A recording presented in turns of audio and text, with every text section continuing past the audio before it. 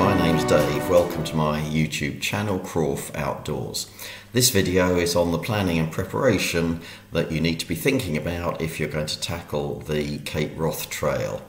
The Cape Wrath Trail is one of the most beautiful, stunning, long-distance walks in the country, but it's also regarded as the most challenging. It goes right to the very northwest tip of the United Kingdom, and it crosses some of the most remote and challenging terrain, rough, boggy rivers to cross. So a bit of planning and preparation will help you to enjoy it and make you more likely to be successful. So let's get started. First of all, 3 resources that you need with all the information that will help you succeed. So the first one, absolutely essential, is the Cicerone guidebook for the Cape Wrath Trail. This is essential reading. The front end has got various chapters on things like the travel and accommodation, but the important stuff is in the back of the book, which has got sort of notes and map for every single stage of the trail, detailed guide notes, and a small section of Ordnance Survey map which will help you find your way. Indeed, some people say this is virtually all they use for their navigation. As well, you are going to need some maps, and the 2 ones that most people use are these 2 Harvey maps, Cape Wrath Trail, north and south. You can take the OS maps, which have the benefit of being a larger scale, 1 to 25,000, these are 1 to 40, but you'd need about 9 OS maps, which really is too much to carry, too heavy, and trying to open a paper map when it's blowing a hoolie is tricky, and of course the trail isn't marked on the OS map, whereas these Harvey maps, the whole trail is on 2 maps. They're lightweight, they come in a nice sort of plastic cover, so you can keep them in there, and they're made of a sort of polyurethane or something which is tough and waterproof and durable, and the route is marked and the main alternative route, so you can have a quick glance at it and know hopefully where you're going. The only disadvantage of the Harvey maps is that they only show a fairly narrow strip of land either side of the trail, so if you wander off the trail a bit, get a bit lost, or need to evacuate, then you'll be going off the edge of the map. And the third thing you need is to go to the Walk Highlands website, which the address is there at the bottom of the screen, which is a great site to go to. It has loads of walks in the Scottish Highlands, and including the long distance trails and the Cape Wrath Trail. So let's go and have a quick look at that site just to show you your way around.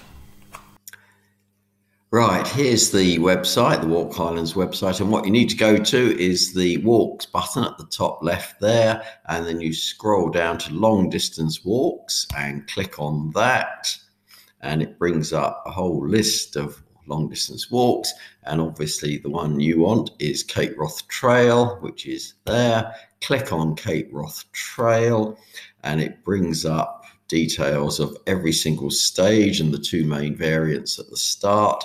Let's just go down the bottom first of all, because there's some really useful stuff here. These are the walk reports that people have posted, and I'll refer to these later, but this is real people who walked the trail and posted their reports, and it's great reading, so I would thoroughly recommend that you look at those. But let's show you what you get on an individual stage. So we'll just take the first one, Fort William to Glenfinnan. Here we are, and it gives you the total distance, the time, which I always think is a bit optimistic, to be honest, 8 to 10 hours, the ascent, the start grid reference, the online map, and a really useful one that I'll refer to later is to download the GPX route file. Armed with all that information, let's have a look at what you actually need to be doing. So the first thing to think about is when to go. The most popular time is April, late April through to the end of May. That hopefully avoids the midges. The days are, there's plenty of daylight and the days are getting longer as you walk. And with a bit of luck you might get some good weather, although this is Scotland, so don't count on it. The other main time to go is late September into early October, after the mid-season hopefully, but there's less daylight and the days are getting shorter as you walk and as you head north. The summer is not recommended for the midges, and the winter is certainly not recommended for the weather unless you're a very experienced winter mountaineer.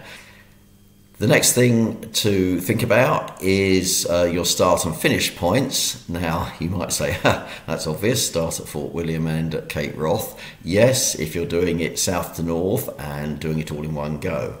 But some people do decide to do it in reverse and go from north to south. The main benefit of that is you finish at Fort William, which has far more facilities and is better served for transport links than Cape Wrath, which has nothing at all. But it just feels to me it's kind of back to front. It's called the Cape Wrath Trail, and that means I feel you should be finishing at Cape Wrath, no matter how remote it is. Indeed, because it's so remote, that's where you need to end up. The other problem with doing it north to south is all of the guide notes that you get are have to be read backwards, which is sort of confusing. And some people, quite a lot of people, choose to split the route. It's 230 miles, and so many people will do it in sections. And the two obvious breakpoints are Strathcarron, which is about a third of the way along, and Ullapool, which is about two-thirds of the way along, roughly. They both got transport links. Strathcarron has the train, Ullapool has a bus link. And if you're doing that split, then obviously your start and finish points and all finish points will be different. So having picked your start and finish points, then you need to think about your transport to get to the start and from the finish. So assuming we're doing Fort William to Cape Wrath, getting to Fort William isn't too much of a challenge. There's a train link from Glasgow, but there's not many trains in a day unless you get there by about 8 o'clock in the morning to Glasgow. You're going to have to catch the train. It's about 12:23, I think, from Glasgow is the next one, and that doesn't get in till about 4:10 in the afternoon to Fort William. And remember, when you get there, the next stage is actually a ferry trip, and the last ferry goes at 4:15, so you're not going to make it from that train to the ferry terminal in time. So what most people do, what I'd recommend, what is a good idea, is simply spend the first day on travel. Don't start the trail, get to Fort William, stay at the Premier Inn there. I'm not on any payment or sponsorship from them. The reason I say that is from outside the front door of the Premier Inn, it's only about 30 seconds across the road to where the ferry departs from, so it's very convenient. There's the Wetherspoons next door, so you can have a Wetherspoons breakfast to set you up before you set off. Get in there at 9 o'clock, come out, catch the 10:15 ferry, and you'll be over on the other side at 10:30 to make a good start on it. You can, of course, drive to Fort William, but then you've got to leave your car somewhere and pay for it, and you might be away for anything up to 3 weeks if you're doing it gently, and you might be a bit worried about your car for that time, unattended, and also you've got to get back to the start when you finish at Cape Wrath, which is possible, but it's best part of a day travelling on buses to get back to pick up your car. Getting off at the finish from Cape Wrath, that's a different challenge altogether. There's nothing there whatsoever. Let's have a look at the map, which talks through the three main options that you've got for getting off from Cape Wrath. Here's the map, and right up at the top here is Cape Wrath. Let's zoom in a bit and have a look. So there it is, that's where you'll be.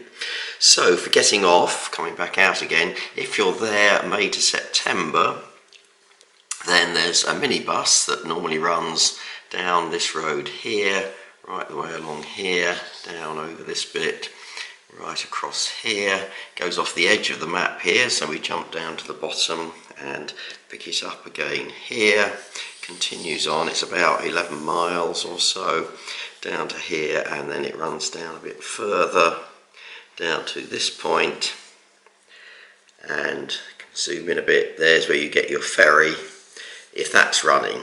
The minibus is for tourists, so you just have to hope there's room on it, because if it's full up with tourists who paid a return ticket, you won't get a seat, but you should normally between May and September. And similarly, the ferry is sometimes subject to tides and weather, but if the minibus is running, then the ferry should hopefully be running.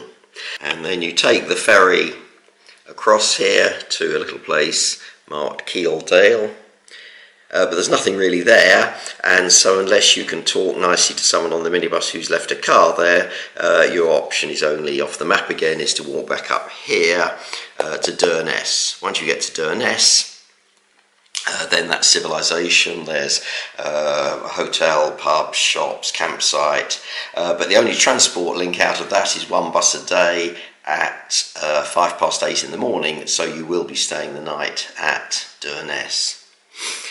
If the minibus and ferry aren't running, then you have to walk down to here, the route that the bus takes, but if the ferry's not running, then you have to continue walking down here, and then again we're off the bottom of the map, and walk down far enough until you can get over these rivers, cross over to the other side, walk all the way back up, and then continue back up to Durness that I mentioned a moment ago. Again, we're off the map, and that gets you there. But that's a long trek. It's walking about 10 or 11 miles from Cape Wrath to the ferry, and then all the way around the bottom, which is probably another 10-12 miles.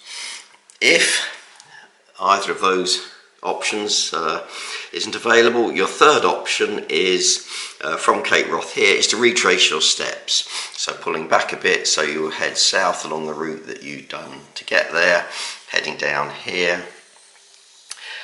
Quite a lot of people stay overnight at this bothy, is an option, but then next morning you have to continue down this path here from the bothy, heading down,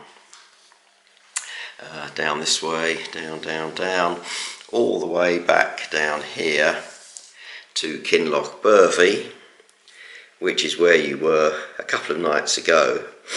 And again from there, there's the shops and hotel and civilization, but again only one bus a day. It's the bus that comes from Durness, leaves in the morning, it comes from Durness down to here, passes through, and that's your only chance. So unless you get up very early in the morning, you're not going to catch that bus, so you've got an overnighter in Kinloch Burvey. That bus takes you to Inverness, and from there you can get the main links. The other thing just to be aware of is that up here you'll see we have danger area. This is a live military firing range, so you do need to check the firing times, and if they're firing, well, you simply can't get through this bit here in either direction until it's clear, and the telephone number and the links for checking that out are in the guidebook. Having sorted out your travel arrangements and accommodation at the beginning and the end if you're booking it, the next thing is to think about the actual route. And again, you might just say, oh well, I'll follow the trail. It's not that simple. There's no signposts, there's no waypoints, and there are many alternative options on the trail, so there is no single route. Some of the alternatives are relatively minor, so you can make some of those decisions on the spot when you arrive, although you do need to be aware where the choice points come. But you might make the decision based on the weather, on how you're feeling, whether you're ahead of your schedule or behind. But some of the other alternatives are much more significant than that. You've really got to decide in your planning stage, which one am I going to do? And the biggest choice of all is right at the very beginning from Fort William. So again, let's go back to our map and just have a look at those two choices. The usual route, the conventional route, starts here in Fort William, and you head straight across on the ferry, which runs over here to Cam-mus-Nagal. Apologies for the pronunciation, this ferry line here. And then you head south. Actually, initially, it's quite a gentle start. It's along a road. It's not too busy. Nice flat road that comes down here, almost off the bottom of the map. and then you turn sort of roughly northwestish and head up here, right up Kona Glen. Wonderful route this, and a good camping spot for the first night is here just before you turn off, and this starts going quite steeply uphill. Here we are back at Fort William, and the alternative route from the start heads north along the Great Glen Way, up here, right along here, and then over onto the other map here, and as you can see, pulling back a bit, it goes right the way along this here, along Loch Lochy, until eventually up the top here it turns off to the west there.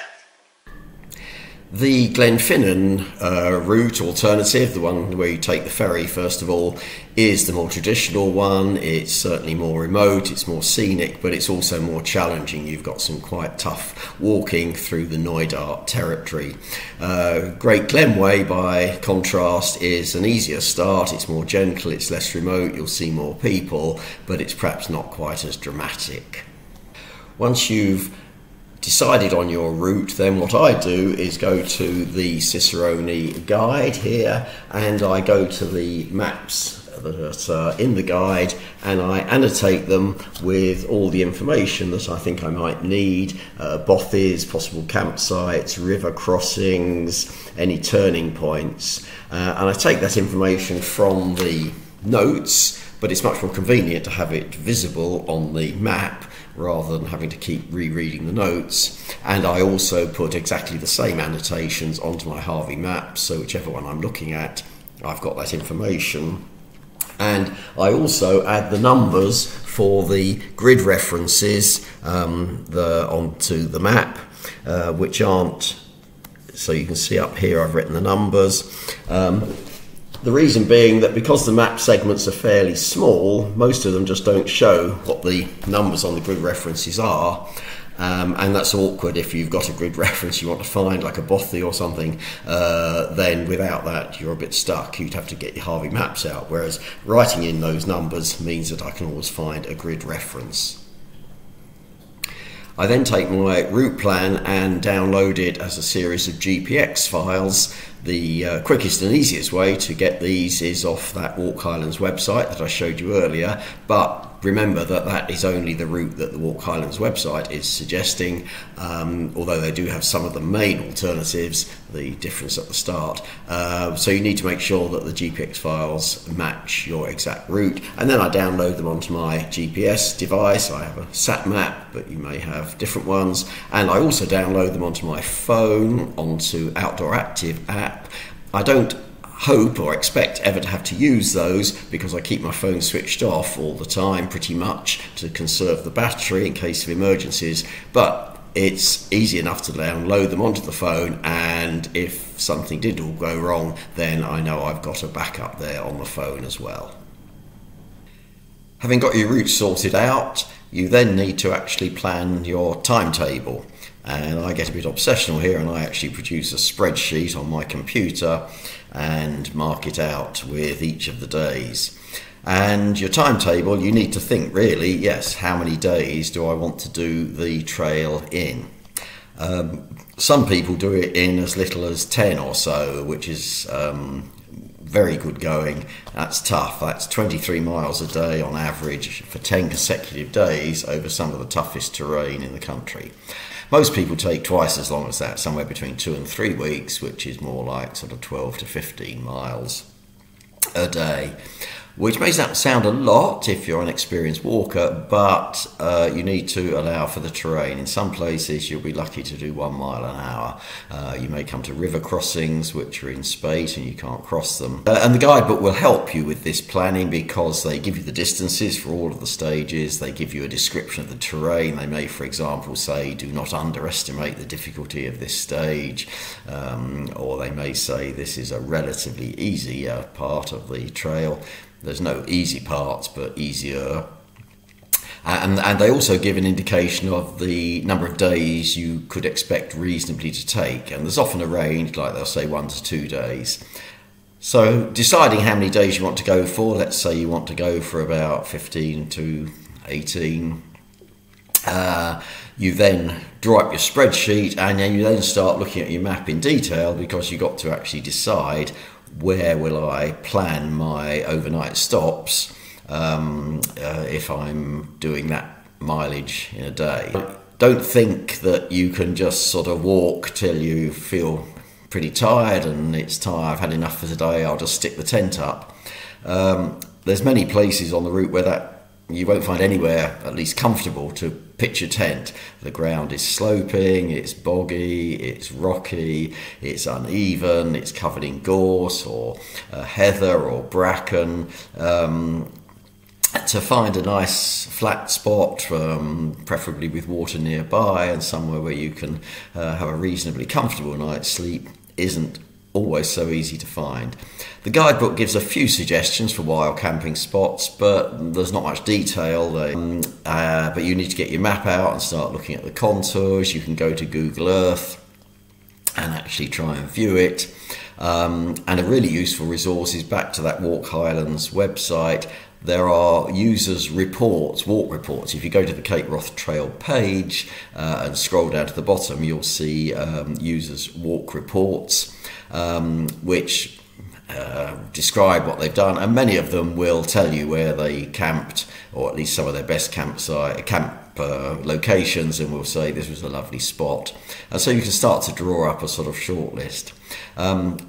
I'm planning on actually producing a video later this year with about 40 of the best spots. But be prepared to be flexible. You may find you don't do the mileages you were hoping for, or you get delayed by a river. So you do need to have flexibility built in, but I think it's a good idea to draw up your spreadsheet each day. The first day is for travel and days at the end for getting home, and then in between the number of days you'll actually be walking, the distances, the elevation you're planning on walking, and the overnight spot where you're planning on staying.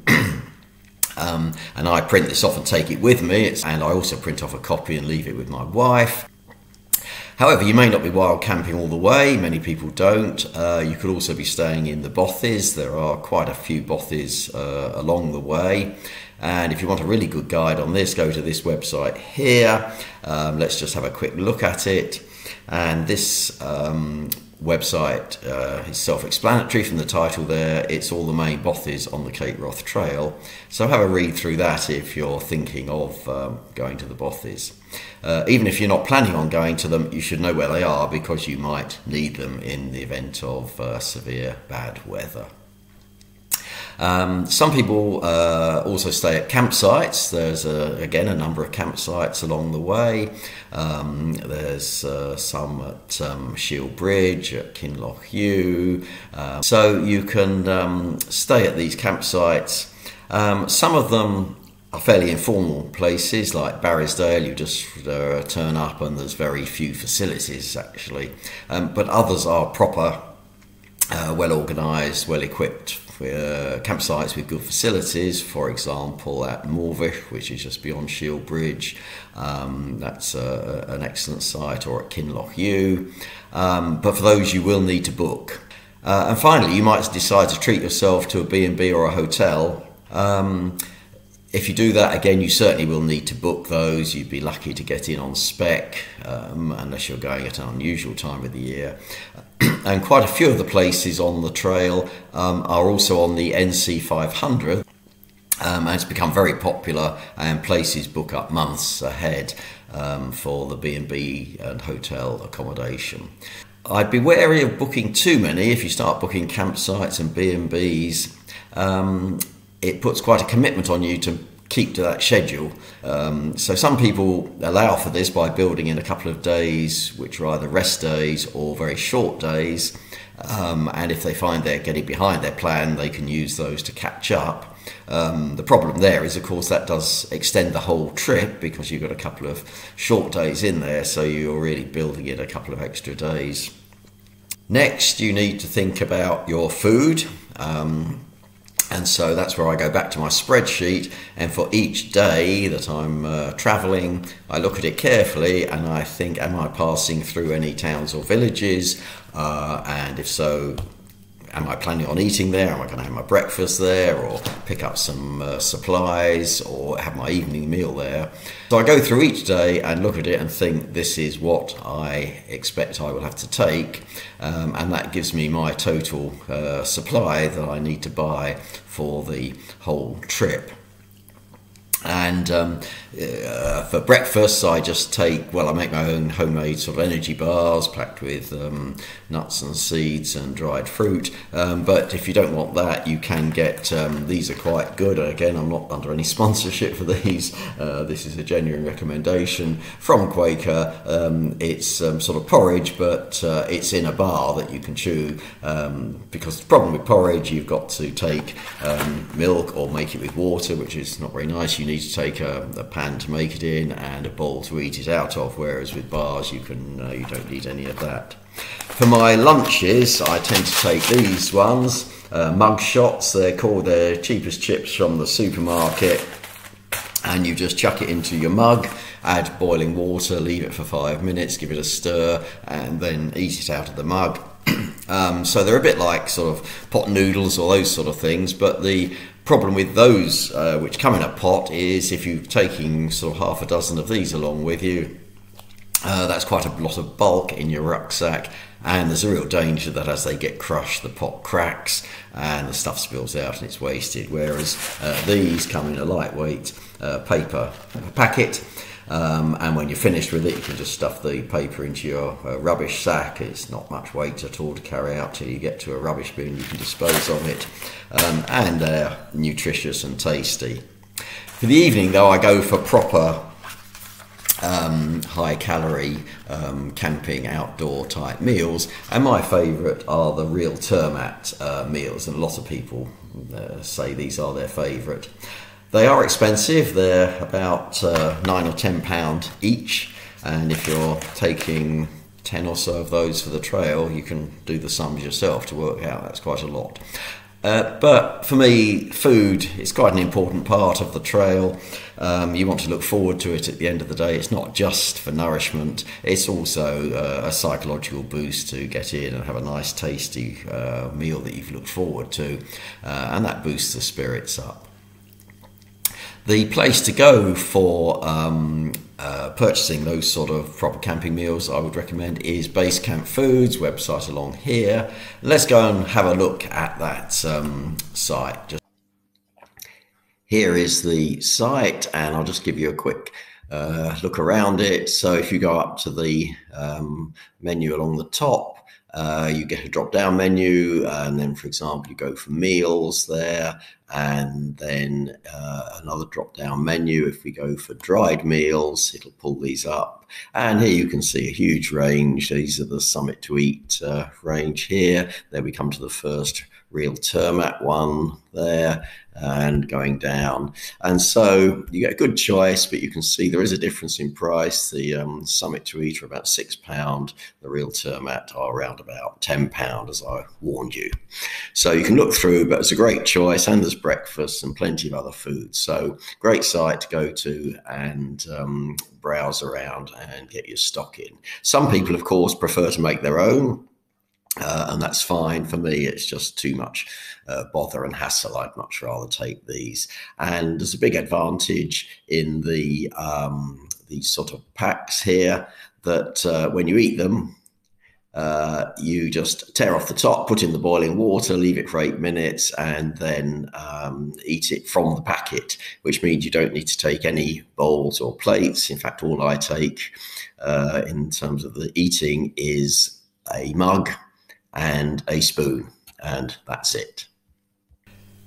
Having sorted out how much food you're going to actually need, and having purchased it all and got it, it's be quite a big pile. It is possible to take all that food right from the very start, and some people do, and it makes quite a weight into your rucksack.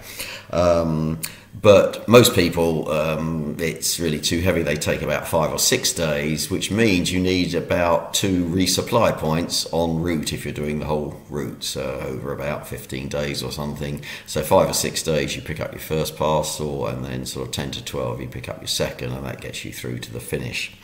So that needs sorting out and planning, and the tricky bit there is where exactly do you send your resupply.